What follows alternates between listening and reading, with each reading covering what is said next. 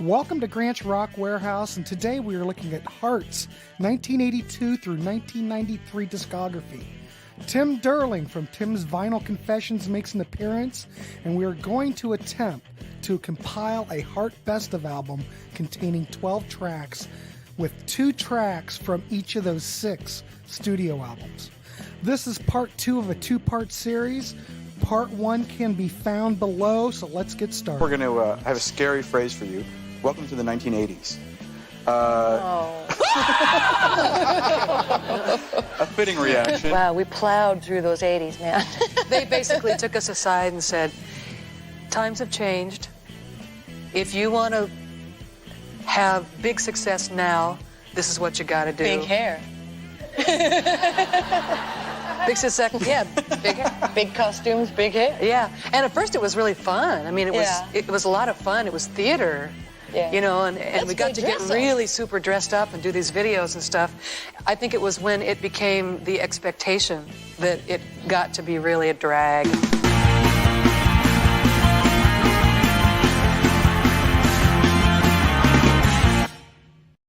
Holy crap, Tim Durling, did I screw that whole intro up? There's See, a that charm goes to there. show you there's a charm to it, but boy, did There's I a screw charm that there, up. yeah. But Warts this is, and all. we're live, so why not go live? What the hell? Yeah. Live a little. First of all, thank you, Star. Welcome, Star. It's nice to see you here. Star's always here, for God's sakes. But I want to welcome Tim Durling because this is the first time Tim and I have done a one-on-one episode. After all this time, Yeah. we're brought together. Seems Go like ahead. we must have, but we didn't. No, I don't think we did. No, just groups. Yeah. April wine there you go. discussions and Mhm. the 8-track discussion, which was awesome. Mm-hmm. So this is a part 2 to what happened earlier. So this time we're looking at the Heart catalog from 1982 to 93, those 6 albums, and we're going to try to put a best of together, 2 tracks from each record. Now, I'm sure there'll be some crossover because, to be quite honest, I hadn't heard these records in years because I never thought much about this whole period. I don't know about you, Tim. What was your whole take with the whole Heart 80s Heart stuff? I never heard of this band until I heard What About Love on the radio Mhm. in summer of 1985. I was just about to turn 11. So I'd never heard of the band before. Just a baby. Yeah, I'd never heard of them. So that was my introduction, and I didn't dislike it. So I'm going to have maybe a contrarian view, but Well, this is why we do these shows. You might have a Yeah. totally different take than I am. So, but it will be interesting to see if we have any cross section with and of course, like any band that I get into, I didn't actually start buying albums by them until 94 actually. But once I did, I bought everything that I could find. And there are a lot of lost period albums for this band, not least of which are the 2 we're going to start with. well, Those are not easy to find. the private, it just so happens, Private Audition I found in the used bins like a month ago, which I couldn't believe because it never shows up. And it was only like $5.99. Yeah, I think I paid $4.95 plus tax, like in Canadian funds for. Yeah, you probably see for this more of the vinyl pressings than you do the CD, but I was able to get the CD and I was going home. I had to special order the CD, and in case anybody's wondering, I'm going to disappoint everyone because I have no 8 tracks to talk about. You have no Heart 8 tracks. Holy I shit. do, I do. I have from Dreamboat Annie Okay. through Baby Lestrange, but that's where it stops. Mhm. However, of the 6 albums we're going to be talking about, 4 of those 6 made it to 8-track. Right. So, Private Audition was actually the last one to be released to retail, and it is rare. I've seen a picture of one once. I don't you know even what? think it's on Discogs. Oh, it's on Discogs. I think It's I not looked that today. rare. Oh, you mean like available to buy? No, even a picture of it. Really? Yeah. Hmm. Well, I've got the Epic CD. I think I've got a first pressing of it from like, I it must think have mine came is- out in like, it had to come out like 80, I don't Probably know if Private Audition came out as a Japanese pressing on Epic or not. a lot of the CBS CDs came out domestically in '86. A lot of those CDs, you'll see the original copyright year, comma 1986. And I think that's the copy I have. Now, I got it several years later, but it's probably the only pressing there is because it wasn't a big selling album. No. But as I listened to it and acquainted myself with it, I didn't think the album was all that bad. There are some No, tracks on here I listen to and I go, yeah. It's no Baby Lestrange, let's say that. And I'm Baby not sure Lestrange is pretty great. a Like great record. that's an overlooked album because everybody talks about the first album and Little Queen and to some extent Dog and Butterfly. Baby Lestrange is a great album. But think about it. What they have in common is Mike Flicker is doing the production, doing the engineering. There's no Mike Flicker on here, and you can tell. I mean, the guitars don't No. sound as good. Produced by Connie and Howie. Yeah, so that's the Wilson sisters and Howard. Oh, Connie Howard is the name. Leese. Is Connie like collectively? Is that Ann and Nancy? Okay. It's And funny you then mention Howard that because Leese. it sounds like a do-it-yourself production. It's It not kind that of well does. produced. They've lost a lot of their. Well, what I hear on this record, I know it almost sounds like we're reviewing the record, but we're not. I just need to get this out there. You've lost Mike Flicker, who was so instrumental in the whole Heart sound. Even, we lost, what's his name? Oh, shit. Roger Fisher. Roger Fisher after Heart and Butterfly. But still, we had Mike there doing the production and the engineering, and you really didn't miss Roger Fisher too much on Baby Yeah. Lestrange. At least I didn't. Well, you still had two guitar players in the band. Right. Yeah. But I think that he had such a important position with the band. He's almost like the fifth member, Mike Flicker, with the production and the way he recorded them. That was like the Heart sound. I see that they've lost something, even though you've got Steve Fossen and Mike DeRozier. Yeah. There's something missing. When you hear those early Heart singles on the radio, they don't sound, they just sound totally unique. Right. They don't sound like anything else of the, and it might not be what you would call, would it be your go-to production sound? No, but for Heart, it really worked. It really identified that band. As soon as you heard a guitar lick, you knew. As soon as you heard the drums, it's kind of generic.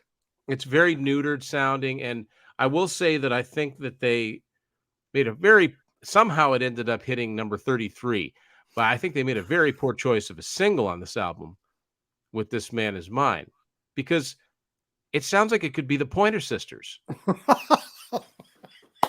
And it's supposed to be the Wilson sisters. I can't argue with that. You tell me, does that not sound like a Pointer Sisters It song? sounds like the Pointer Sisters. You're right. Yeah. I mean, it is of that era. I will give it that. So, yeah, you're 100% right. Why? Hang on. I'm trying to open up my notes. Hold on, everybody. Okay, there you go. Yeah, it does sound like the Pointer Sisters, but think about it. We're in like 1982, so Pointer Sisters are happening, and and I mean they're moving into the 80s, Tim. They're moving into the 80s. And some 70s bands had an awkward transition into the 80s.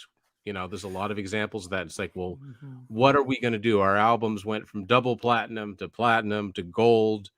And I think this might have been the first album they put out that didn't go gold. Yeah, I'm not sure. I don't think this went gold at all. No.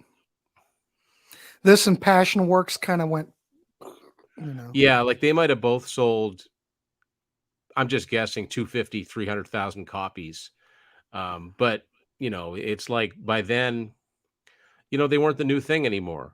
And most classic bands go through this, peaks and valleys. Yep. I do like some stuff on here. Well, I'm pretty confident with the two songs that I picked. I bet you I don't want to place a bet on it, but I bet we have at least one the same. Because one We to me might, stands way out as an obvious choice. because I'm sure we'll be able to put a 12-track best of. Oh, These yeah. earlier albums weren't so hard, but as we moved through the catalog, I found it a bit. Well, there's some song tracks that I think were obvious, but a lot of those later records, I just kind of found them kind of blasé. I mean, you had the obvious, singles, but then the rest of it just kind of, I don't know, Yeah. laid there. I don't know, but we'll see. So, what is your first choice off of Private Audition?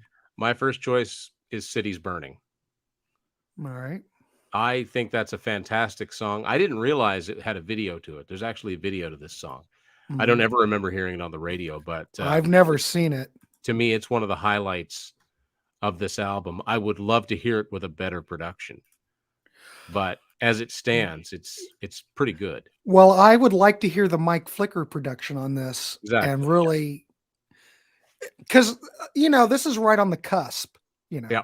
Well, it's a couple of years since Baby Lestrange, but still, I could almost hear that if it had the proper production, this album would have fit right in, and it might have been viewed differently. It might have sold better. I don't know. We're talking the '80s, though. Heart was kind of, but Yeah. whatever. Well, it just so happens that, see, we're going to have a lot that are going to be the same. Cities Burning, I picked that too. That's Sue Ennis and Nancy Wilson, and Ann wrote that. It's heavy. It's heavy, but it doesn't sound heavy, and that's because of the production. I'd love to It hear. lost Mike Flicker. That's I what I think wish- the missing link is. But when they did that live album in 1991 called Rock the House Live, they did Yep. revive some songs that you didn't hear very often. I wish they'd Mhm. have done this song. I would have Yeah. loved to have heard Denny Carmassi on drums, recorded live. Yeah, I would love to hear that. Now they did redo it on that Beautiful Broken album, which that is a weird. We'll probably get into that much Well, later, but we'll that talk was a about that. weird thing. But Mhm. yeah, good song, and yeah, check it. There is a video for it, so check that out. So yeah, that's also my choice. So what's your second choice? We I had a might hard start time. to deviate here, but I don't know. We'll see. I had a hard time with this one because there was nothing on this that I didn't out and out hate, but No, sometimes me it's either. almost worse when nothing makes any sort of impression. But just because it's one of the few that I can look back at Mhm. that back cover and say, how do these songs go, and play it in Mhm. my head.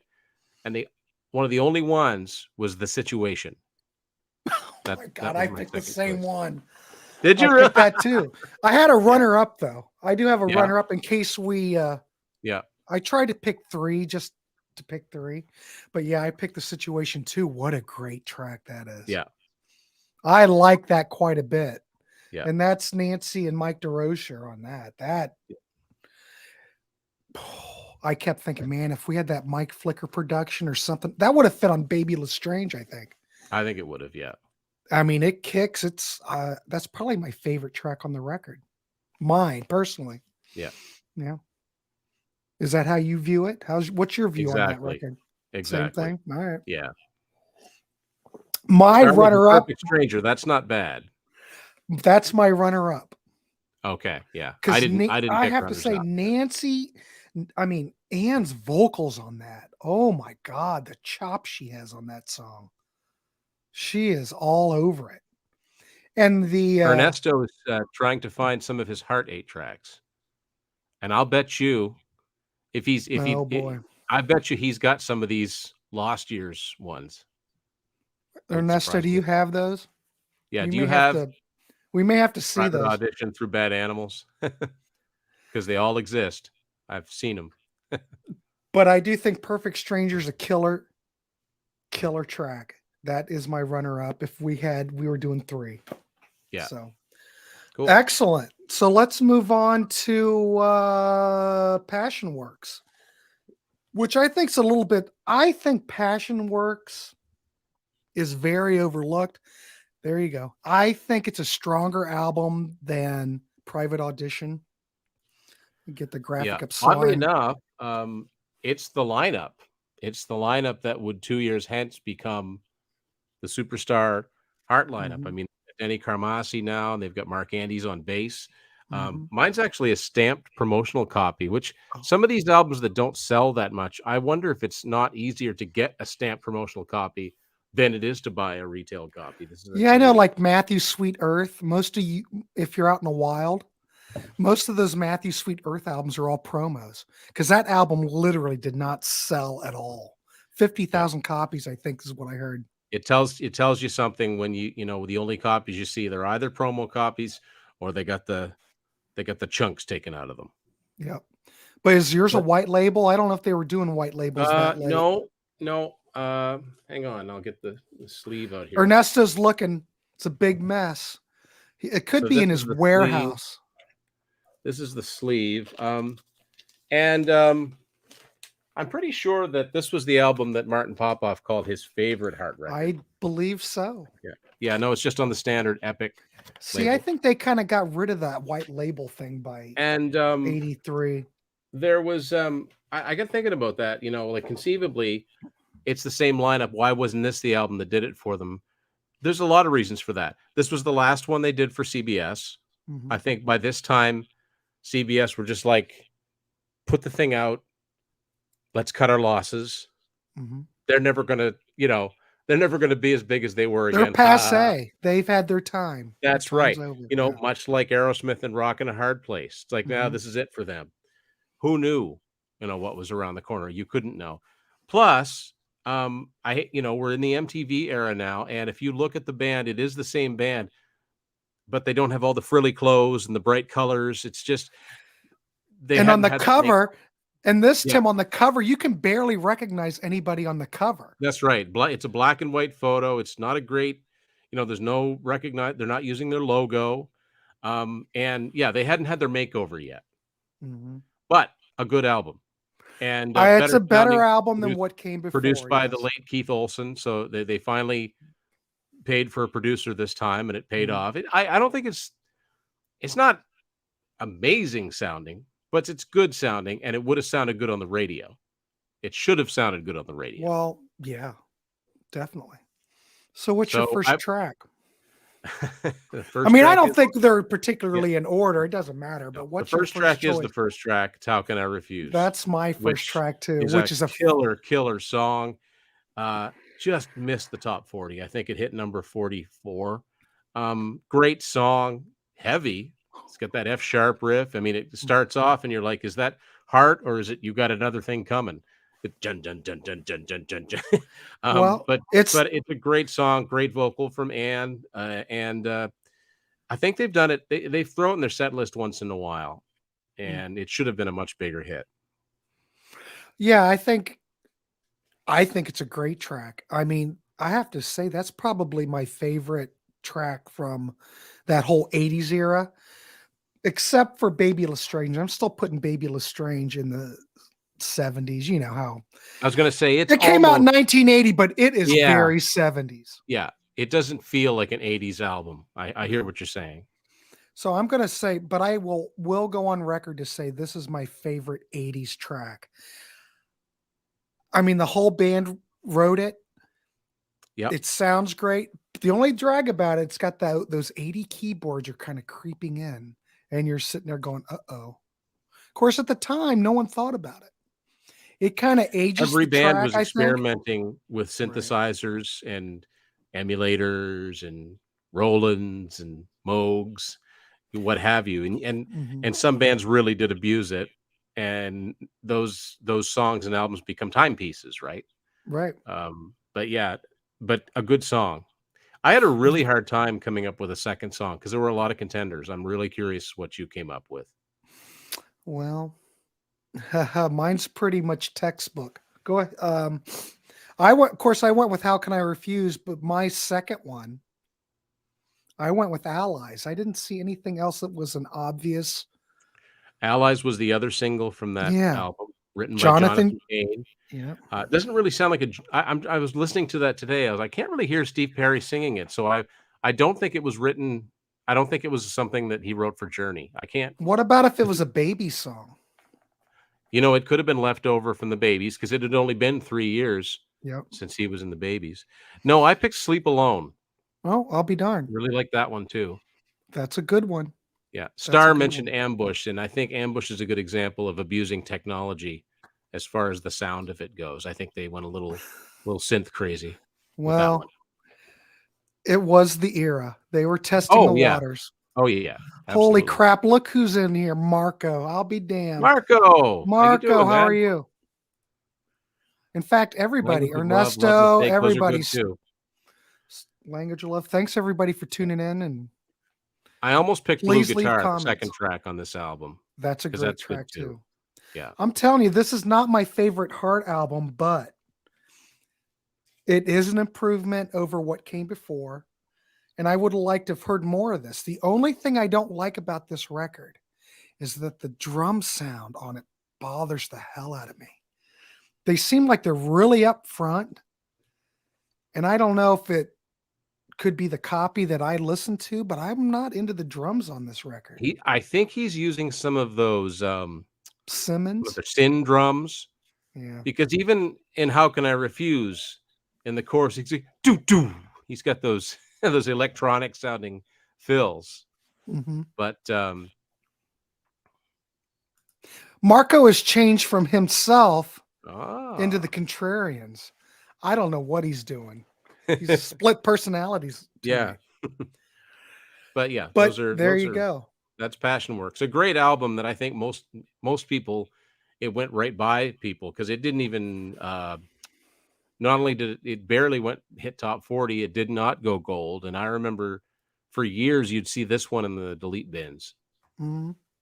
So Well, we might be able to squeeze 13 tracks on here. So Japanese bonus track. Japanese bonus tracks. Yeah. So we can add that other one on there. So we'll keep Allies and How Can I Refuse? That's cool with me. All right. You gents seen the Heart cover of Stairway Alive, Robert Plant? It's amazing. That's because Robert Plant doesn't want to hear that song ever again. And he's going, oh my God, really? I think he was genuinely touched with that performance, though. I think he just never wanted to hear it again. He's going, God, please just play Black Dog. That's my feeling. That's one of the hard to a lot of Zeppelin live. I saw them once, and they did What Is and What Should Never Be, and it was awesome. Well, it could be that he was moved, but I think he hates that song, and I think he's so done. Well, that could very well be, but I think you'd have to be a fool to ignore the talent that that Ann Wilson. She was just. Oh my God, yeah. Plus, I think it was Jason Bonham on the drums on that version of it. So. Yeah, it was, and he killed it, of course. All right, boy, we're just moving right along. Look at this. Yeah. This is what Martin refers to as explosion in the costume factory. And a band that I thought was brand new in 1985, which is, I think, one of the reasons sometimes bands do these self-titled albums. It's a rebranding. Mm-hmm. So I know we're going to have two different tracks on here. Might. This album drives me crazy. Well, it's funny. I was listening to this album today, and my initial thought of this album was this is where they start concentrating, whether they're written for them or not, which in a lot of cases they ended up being, or they were self-penned or co-written or something. They kind of, once they know, or at least once the label knew they had at least a couple of surefire singles, they didn't really care much of what else was on the album.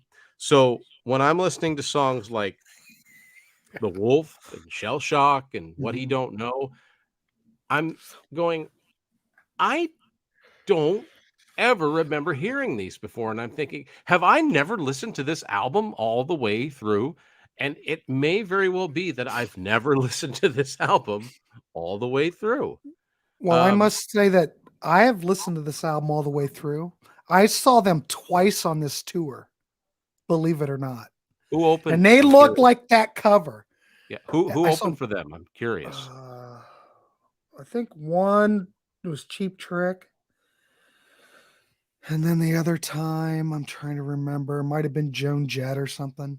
I don't know. Okay, I asked because I know that Y&T opened for them at one point on this tour. One Y&T. Okay. But I saw them twice on this tour, and I haven't listened to this record since it came out.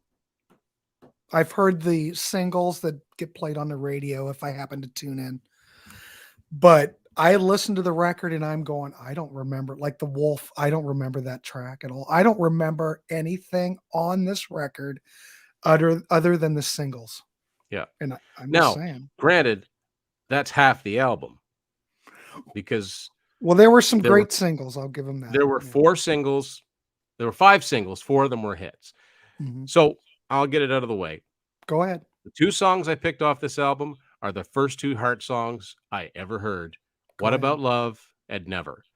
And you could call it a guilty pleasure, Holy shit. I picked totally different ones. but when I was 11 years old listening to pop radio, I wasn't exactly a headbanger, but I did like a little bit of electric guitar, and songs like this fit the bill for me. They had just enough electric guitar. I really loved the sound of the drums. I really wanted to play drums like that. Wow. And I know it's the Ron Nevison production. It's Boy, highly is it criticized, harsh. I listened but to it today. now, yeah, it's a very, very Harsh. high end album Mhm. to listen to, but it did the trick for them. I think this sold something like 5 million copies, Mhm. and all of a sudden they were a big band again.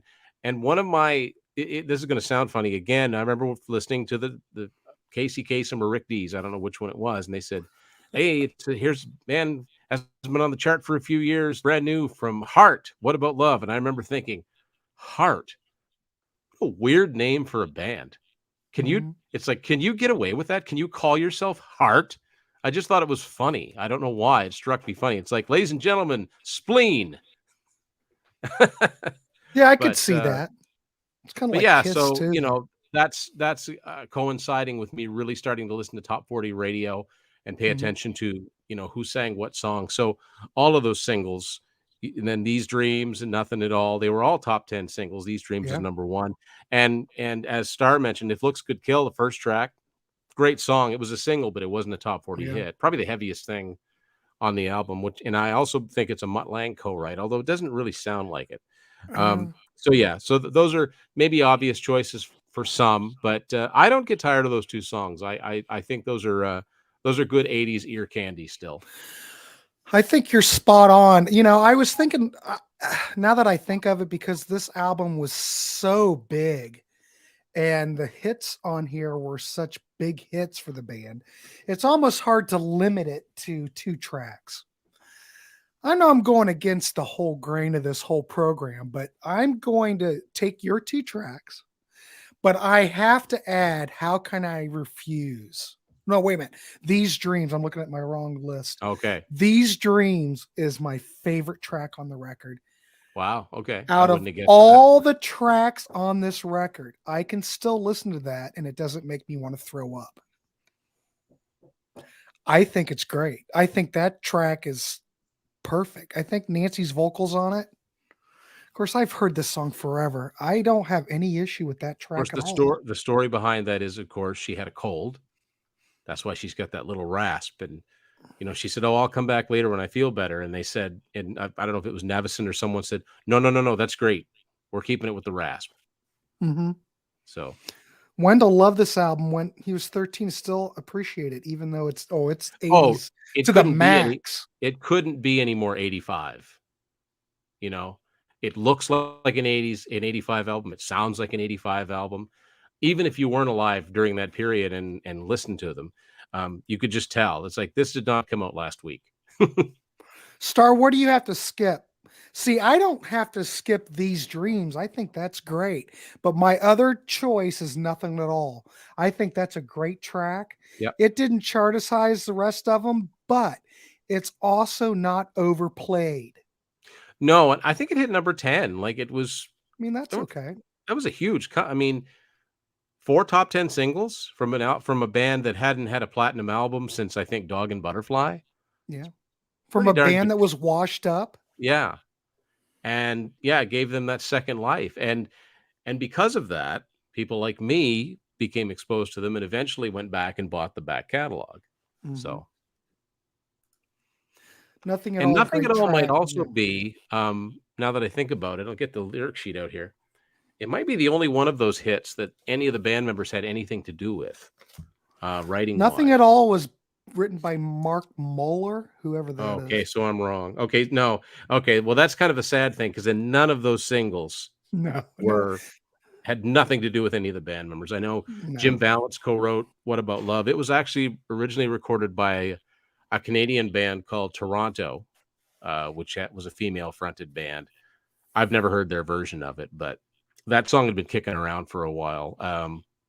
That's the other thing when you listen to these albums where there's outside songwriters, it's always interesting to me to look around and go, did somebody record this first? Because a lot of times you find out that, yeah, this song's been recorded a few times, was Mhm. never a hit. It just happens to appear on all these albums. Yeah, what was the track on Bad Animals, I think? Oh, we'll get to that. But Yeah. there's a track that was kicking around that, you know, that they used that Yeah. nothing happened with it. It was like released in 83 and all of a sudden it appeared on a later Hard album, went to number 1. Oh, yes. Yes. Yeah. I know exactly what you're talking about. Mhm. What's her name? Yeah. Songwriting team. Uh-huh. Brain Exactly. Problem. Steinberg and Kelly. Yeah. Billy Great Steinberg, Tom song. Kelly. Great song. They had this album called I-10, or the That's band was it. called I-10. And Mhm. I've got 3 songs from that album in on various albums of mine or that I have in my collection. Because on that album there's a song that REO Speedwagon recorded called I Don't Want to Lose You. Yep. Song that Honeymoon Suite did called Cold Look or Taking a Cold Look. What's that? Is that on the third one? That's on Racing After Midnight. Okay. Yep. The third Yeah. one. Yep. And of course, the Heart one. And I also know, I don't know if it was on the album or not, but I know Steinberg and Kelly also wrote the song Kiss Me Red that Cheap Cheap Trick? Trick did on the Oh, Doctor. I know. That's not a good one for Cheap Trick. I don't even think that's a good one for anybody. Kiss Me I Red. think that's the Sometimes when the song titles lowest just make you point. go, that's just awkward. Anyway, we're getting off topic. No, but I just want to throw that out there. You mentioned Honeymoon Suite. I would love to look at Honeymoon Suite sometime. Oh, I I'm love putting it that out band. there. Anybody Dude, in the I comments love want to that see band. a Honeymoon Suite show? They Put should it have in the been so comments. huge. They Well, did pretty good up here, but man, oh no man, for one melodic talks about rock, Honeymoon Suite. No no, one talks about them. no. I think they need to get Hey, some love. I'm all for it. There you go. The seed All was right. planted. You heard it here first. So we've got 4 tracks off of this record, and I think I'm throwing it on here. This might be a 2 CD set when we're done. Who cares? Let's just throw out what we like, you know. All right. All right, let's move to the next record. We're just going to town. So the The next one last would Hard be album, Bad Animals, yeah, the last Hard album to 1987. be released on 8-track and a very, very rare one, I might add, 1987. Really? Ernesto, did you find that Bad Animals 8-track yet? I'm waiting. He said he couldn't find it. He's not having good luck finding them right now. I'm not. You're letting me down, Ernesto. Normally you You don't can let me see it on down. Discogs, though, if you want to see a picture of the 8-track. It's on there. Well, this record, which is funny because I was able to pull 3 tracks off of this record. Go figure. So I do have an honorable mention. But what's your first track, Tim? So mine aren't obvious. Look at One you. of them's a single, one of them wasn't. Okay. The single I picked was "There's the Girl." I always liked that one. That's another one that I Nancy think that's a sings. great song. Yeah, great pop song. Let's just call it what it is. And It is. Star just mentioned my other one. Wait for an answer. A Lisa Dalbello tune. Not the last time they would cover this Canadian songwriter, Lisa Dalbello. And if somebody's out there thinking, why does that name sound familiar? If you're a Queensryche fan, it's because she originally wrote and recorded "Gonna Get Close to You," which they put on Rage for Order. And her version is not that different from the Queensryche version. Not quite as heavy, but it's the same song. But anyway, yeah, Wait for an Answer is really, to me, it's a power there you ballad. go. It puts the power in power ballad, and Anne sings it fantastically. Yeah, I didn't go with Alone or Who Will You Run To. I mean, those were the two biggest hits off of this album, but I wanted to go with something a little less known. Yeah. I really didn't find anything else on that I wanted to. No. To I was me, able to pull 3, yeah, to so me, it's that's getting it. even more singles oriented, and the rest of the songs on there are just. I hate the Yeah, word filler, but that's what it no, sounds like it's to me. filler. You can use the Yeah, word filler. There's a girl, yeah, that was Holly Knight and Nancy Wilson. So, but yeah. it's catchy, Oh not yeah. overplayed. That was my honorable mention, but that I'm putting it in there because you chose it, so that'll make it I easy. think I think that it got to like 17 on the charts. Yeah. I don't think it had the push that the first two. Again, sometimes with the record labels, once they've got two huge singles, the album's selling well, the record company says, "Why do we need to spend any more money, promoting this thing? They're out on tour. It's going to be all right." Mm-hmm. But All right, so we're both on the same page with There's the Girl. What's your yeah. other one? And what was your Oh, other one? wait for an answer. Wait for an answer. Okay. Yeah, I did not choose that. And I chose, oh, this is hard because it's kind of like a toss up. I went with the singles. I went with Who Will You Run To and Alone. I don't know if I really can choose. They're both. Well, I mean, so who we run to? That's Diane Warren, Hmm. "Songstress to the Stars." Although that's a pretty rocking Diane Warren song, or at least the way that Heart do it. It's a good way to Right. start the album. I mean, Oh, Alone, I've heard it's definitely the opening track, Tim. yeah, Definitely the opening track. Alone, I've heard so many times, but you cannot deny Anne's performance on that. But No, she rips that note out before the second chorus. Hasn't even You can't even wait till the second chorus. She just belts it out. It's pretty amazing, really. I And that mean, was the people may not like the material on these records, right. but you cannot deny Ann Wilson's vocal prowess. And Nancy sounds great on these, Yeah. you know? Ernesto mentioned something interesting. He's saying, "Don't forget the song they did for the movie The Golden Child." That's actually, I think, if you look at the credits to that, that's actually an Ann Wilson solo track.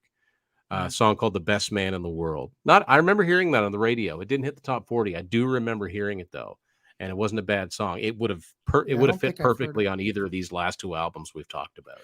Star likes Bad Animals, but I can't get into that one. I can't even, you know what? I can't even think of how that goes right now. So I can't. It's just kind of, I don't know. It was a band. The band wrote it though. It wasn't an outside, writer or anything. So that was cool. But nah, I can't get into that one. It's kind of, I don't know. All right, we looked at that.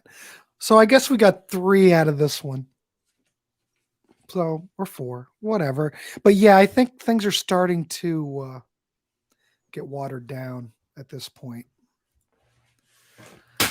uh-oh. All right. Uh-oh, crap's falling down. So we are on Brigade, 1990. So I didn't have any 8 tracks to talk about, but I will say this. It's not easy to find original 90s vinyl that isn't a reissue. So I was kind of surprised to come across this one used about Well, 3 years ago. This is a that's US Columbia House version. that's the And end of the line. this, you know, I think this is my favorite of the big corporate albums, the 3. The self-titled Bad Animals and this one. This Mhm. one's my favorite, and I don't know if it's because it's got the most songs on it, so there's more to choose from, but I do think it's got some stronger, album tracks on it than some of the previous ones. It's funny you say that because I had a hell of a time trying to pull anything off of this. I thought that the whole thing was just filler. Wow. It's Oh, just I think funny. there's some filler on here, but, Well, I know, but it's just funny when you do an exercise on here. yeah, One person can listen to it and hear something, and someone you're else the can hear same something thing, else. but yeah. And Um, I'm going, I couldn't really, I picked 2 things, but it was a struggle. Terrible, terrible album cover. I mean, it's like Ugh. this one is a companion with Foreigner's Agent Provocateur. It's like, did you really have no other idea than just to put a big letter, the first letter in the band's name? And Or yeah, you know yes. what, Star, I agree with you. I need never hear All I Want to Do ever again. I've heard it too many times. It's It Oh, I doesn't sound. wanted It's a Mutt to. Lange song, and it's not even a good Mutt Lange song, and it doesn't sound like I don't know. It just sounds so adult contemporary. You know what I mean? They're working Even towards that. even like the singles, like "What About Love," "Alone." Mhm. At least they had the big cracking drums. But this sounds like I don't know. And I think the production on this album is okay. It was Richie Zito. Um, Yeah, I hate Richie Zito, but it does sound yeah. better than Ron. I will give it. I will It's not give. quite as it's not quite as nasally clogged as the Ron Nevison production. I think there's a Yeah, little more high end to it. very Top end. generic. Yeah. So with that, I can't wait to find out what we what we picked up of this album. Well, I'm just gonna say that I picked "All I Want to Do Is Make Love to You," even though everyone doesn't like it. At least Star doesn't like it. I think it's a I definitely bad didn't. Yeah. track, but I wrote in my notes, I don't know what else to pick. Wow. Okay. I picked a single and I picked an album track. Go. You might as well I go. Go don't ahead. think that the singles were great off of this album. I really don't.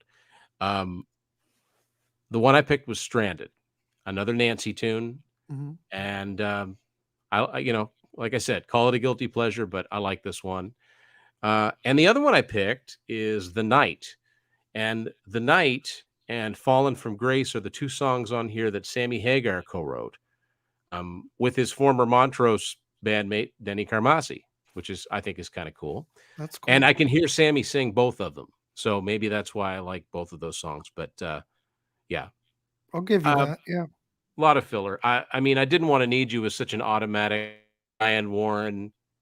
You know, it could have been like I didn't feel like loving you, or I didn't love to need you, or I didn't want to love you. Like it could have been anybody that did that song, and it wasn't that big a hit. So Mhm. it kind of to me it kind of ended up where it should have. Yeah, now that I'm looking at it, and I just listened to it today, and some of these songs are literally in one ear and out the other. Yeah. So, yeah. Takes a lot more than one listen from years ago. I'm with I'm with Star on this. I picked "Secret" as my second track.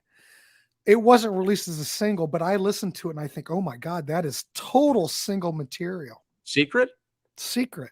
It was. It It was a was a single. It wasn't a single, hit. It was a single, but it wasn't a hit, which is kind of surprising.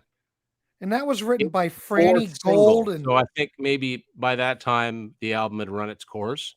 But yeah, it was a all single. right. Just didn't chart or didn't hit Written the by top F 40. written by Franny Gold and Bruce Roberts. I have no I've heard idea the who name that is. Bruce Roberts, but I'm not sure why. By this time, their music was top 40 supermarket music. That is very true. We're getting closer, Yeah. Um, yeah. but I don't think I know you like this record, but I didn't, this was a I mean, when struggle. I say this by degrees, right? Mhm. I don't think it's as good as Passion Works, but No, no, I no, think no I could way. safely say well, I think it's their best one of the 90s, but there are only two to talk about. Right, But right. but like Baby Lestrange, I mean, this doesn't sound like a 90s record. This sounds totally 80s. This could have come out in Yeah. 89 and, you know, Well, you which know is a how matter of they fact. always say the 80s extended clear to like Well, 91. I've also heard it said it takes a decade, a couple of years to realize it's a new decade. I Mhm. think that's really true because Yeah, I think it's especially, I mean, a totally lot of true. albums that came out in 1990 were probably mostly recorded in the 80s. Mhm. It's true. So All right, here we go. We go to 1993, "Desire Walks On," this is a which curiosity that I have. a cassette. This is a promotional cassette that I got from got on online. It's official. It's on Capitol Records. Um, Mhm. but I'm just going to say it. I don't like this album at all. I I remember when this album came out. Um, it didn't end up doing very well, and it was their last new album, full new album for 11 years. And I think it was time for them to take a break and reassess. Mhm. And I had a really hard time. One track was obvious to me. The other one I had a really hard time picking. What was your obvious track? Black on Black. I Typically didn't or specifically Black on I Black didn't pick 2, that.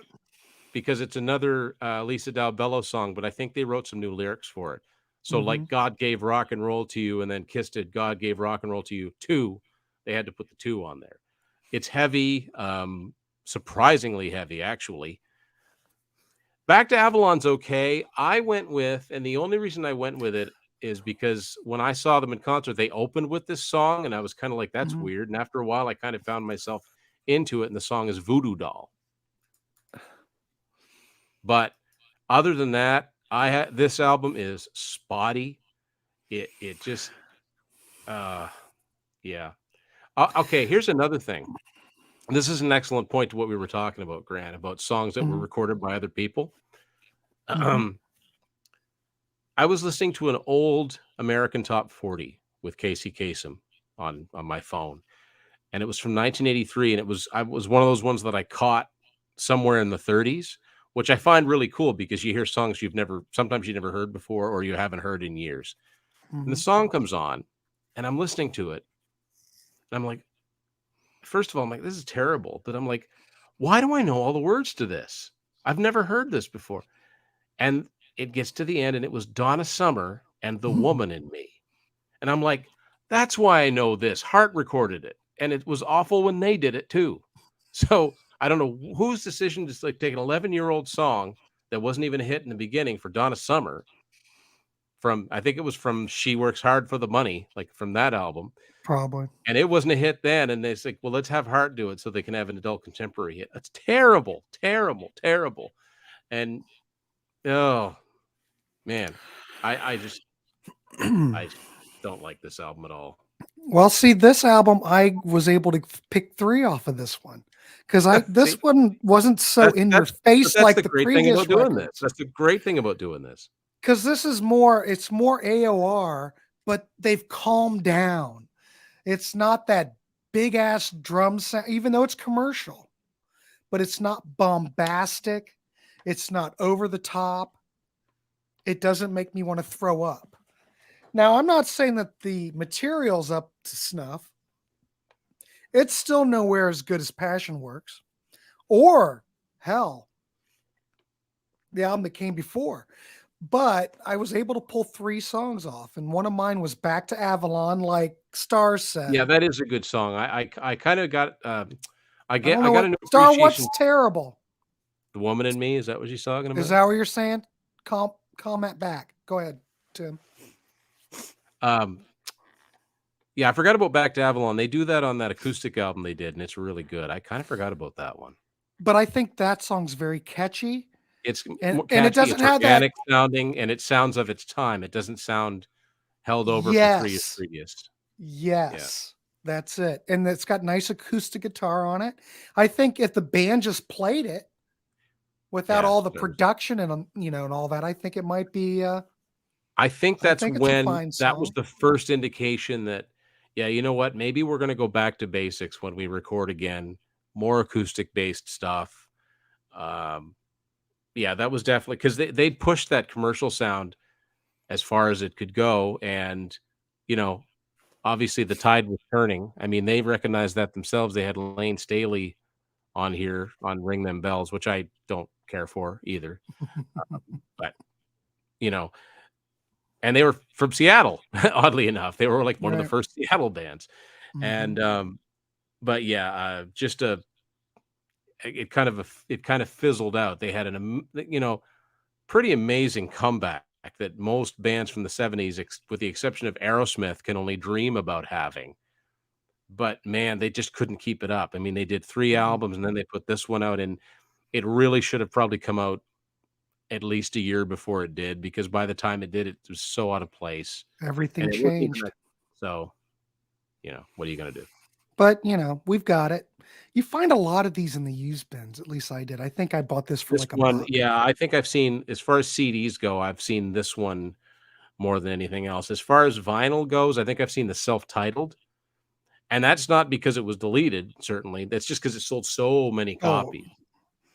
it used to be you could buy that as a dollar album all day. I don't know what the market, how it reflects that right now. It's probably a Yeah, 10 I buck, mean, $10 record now. I look at it as the type of album that you should never need send away for. You'll just find it. Sooner or later, if you're starting a Heart vinyl collection or whatever, you'll just find it. Don't knock yourself out looking for it. As a matter of fact, I mentioned that, I didn't have any of the 8-tracks past Baby Lestrange. I've never bought a Heart 8-track off eBay or Discogs or anything.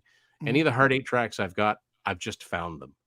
And I've got the first one through Baby Lestrange, and I'd like to get the rest, but yeah. There you go. Well, let me just okay. So I have, what did I say? Back, where am I? Look, I'm Back to lost my Avalon. list. Back to Avalon. I'm gonna say my other one. I think I'm gonna go with this because I kind of like this track. In the wake of the wait a minute, I can't even see it. In Walks In the Walks Night. the Night. I don't have Yeah. my glasses on, but In Walks the Night. That was my honorable mention, but now that I think about it, that track seemed like it would have been the perfect single off this record. And I don't think it was a single. As No. far as I can tell, but I don't mind that track. Of course, I don't mind this album at all too much. I found it a hard listen, but I didn't find it so bad. yeah. But See, kids, you just never know how you're gonna. Nope, you never know, and that's You what's just the fun never know. about doing these types of things. I mean, basically, whatever we might say and think about this, we've got the albums. We're fans of the band, and so I will say this: one time I did see them in concert was kind of an oddity. Saw them back in '98, and Nancy was not there. Oh, Not 98? because they weren't feuding back then. This wasn't that, but she was close to giving birth. Oh, So they actually played before the band went on stage. They actually played a taped announcement from Nancy herself saying, "Hey guys, I'd love to see you, but I'm blah blah blah blah. These guys kick ass. Hope to see you soon," kind of thing, which was kind of cool. excellent. And it was when I saw them, they still had Howard Leese, and that's another thing about like modern day Heart. Like they can't seem to keep a consistent lineup. No, I And miss Howard Leese. yeah, What a good and I don't know player he whatever was. happened there. He was like the guy that survived. He was the only guy that survived from the earlier band. I mean, obviously, super awkward to keep Roger Fisher, super Right. awkward to keep Michael DeRozier. But anyway, yeah. And I forget the connection with Mike was, of course, Howard Leese was part of that Mushroom Studio. I don't know if he was the studio manager. I thought Him that and was Mike Flicker too. were. Yeah. I don't know. I can't remember the whole. But somehow he managed to survive.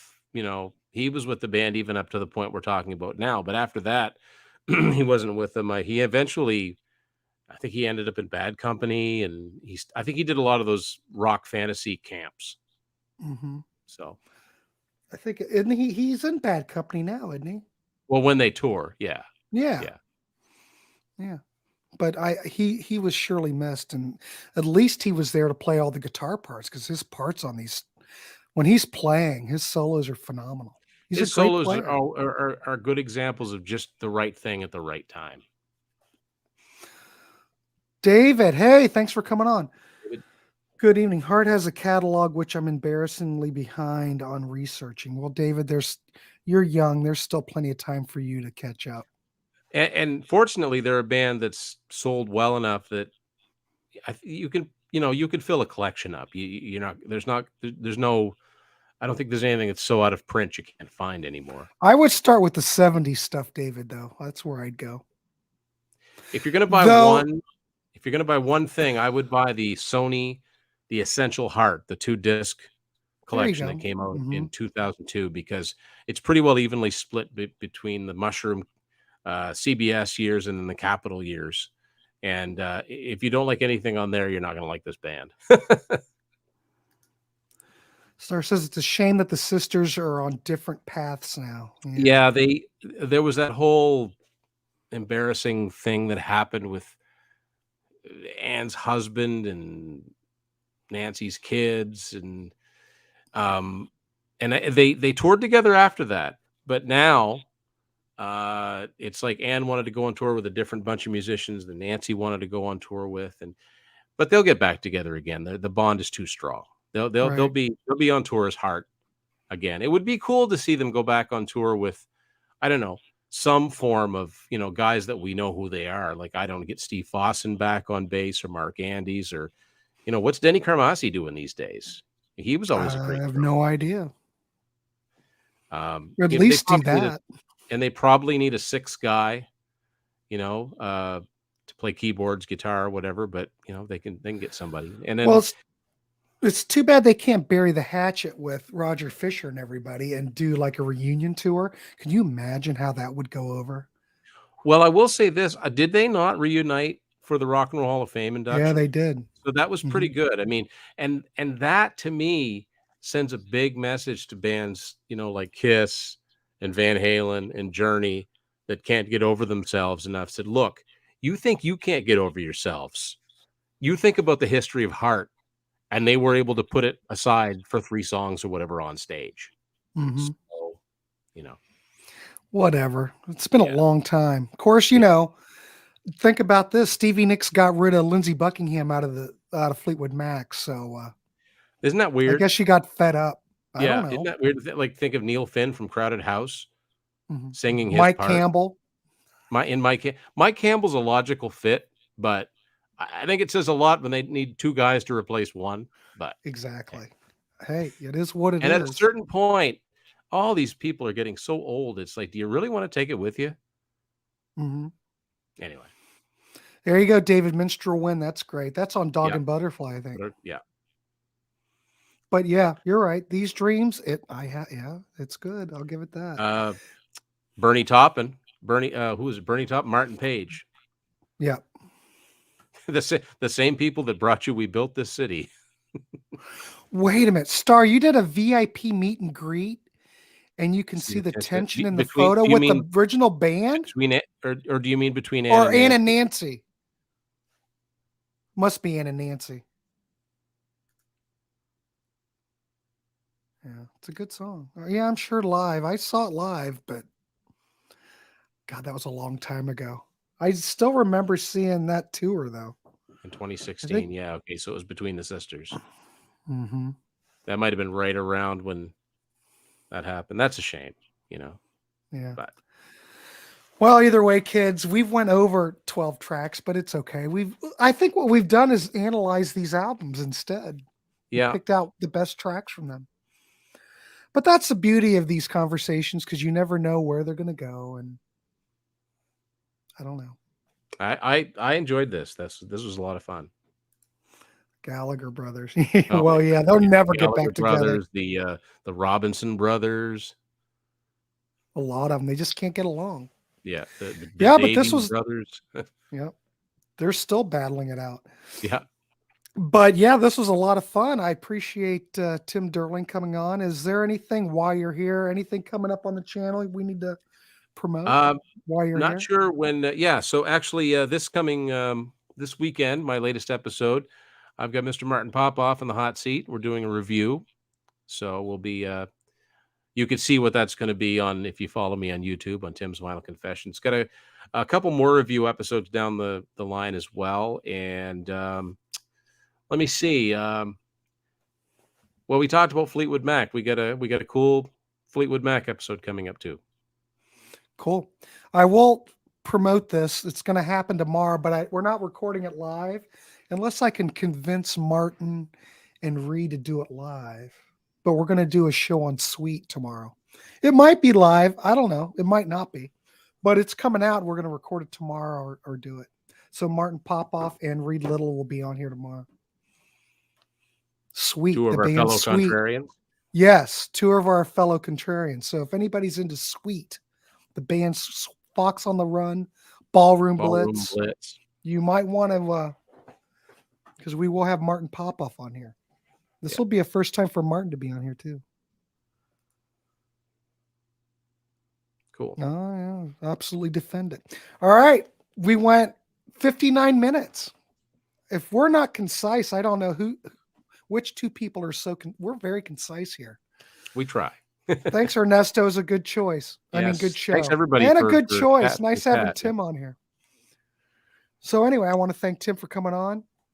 And I appreciate everybody coming on here and leaving comments. It's always fun to do these live shows. So stay tuned. There'll be more great content.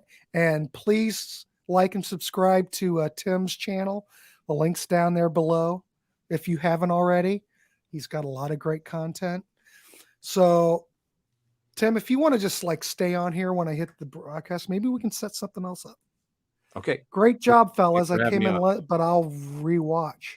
Thank you, David. All right. Thanks, David. I got to make sure I hit the wrong button. Good night, everybody.